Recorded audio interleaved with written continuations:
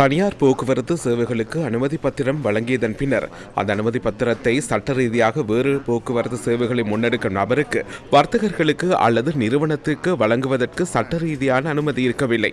இதனால் அதிகளவிலான பஸ் உரிமையாளர்கள் போக்குவரத்து சேவையை முன்னெடுப்பதிலிருந்து விலகும் போது அல்லது வேறு வியாபாரத்திற்குள் நுழையும் போது தங்கள் பஸ்ஸை மற்றொருவருக்கு வழங்க முடியாது. ஆகவே பல்வேறு பகுதியளவு சட்ட அல்லது உண்மையாக சட்டபூர்வமற்ற நடைமுறையின் கீழ் இந்த செயற்பாடுகள் இடம்பெற்றன. இதனால் ஒரு பக்கம் தொழில்துறையின் ஒழுங்குமுறையை கடைபிடிப்பது பாரிய பிரச்சனையாக மாறியுள்ளது. அதேபோன்று புதிதாக இந்த தொழிலுக்கு வருகின்றவர்கள் தயக்கம் காண்பிக்கின்றார்கள். போதைப்பொருள் பயன்படுத்தி சேவையில் ஈடுபடும் சாரதிகள் மற்றும் நடத்துனர்கள் தொடர்பான சட்டம் கடுமையாக்கப்படும் எனவும் அமைச்சர் தெரிவித்தார்.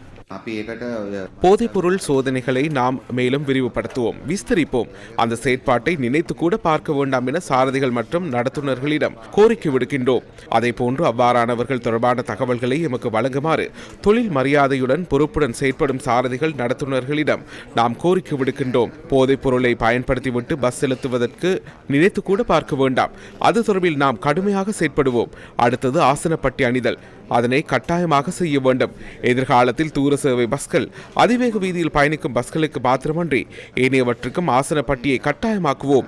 நீங்கள் இந்த தொழிலுக்கு வருவீர்கள் என்றால் அதனை சரியாக செய்ய வேண்டும் என்பதை சாரதிகளுக்கும் உரிமையாளர்களுக்கும் கூறுகின்றோம். இந்த துறையை தரமானதாக மாற்றுவோம். இது தொடர்பில் ஒழுங்கு விதிமுறைகளை தயாரிப்பதற்கு எதிர்பார்க்கின்றோம். பாடசாலை வேன்கள், அலுவலக வேன்கள், வாடகை வேன்கள் மற்றும் முச்சக்கர வண்டிகள் அனைத்திற்கும் பொருத்தமான ஒழுங்கு விதிமுறைகளை தயாரித்துள்ளோம்.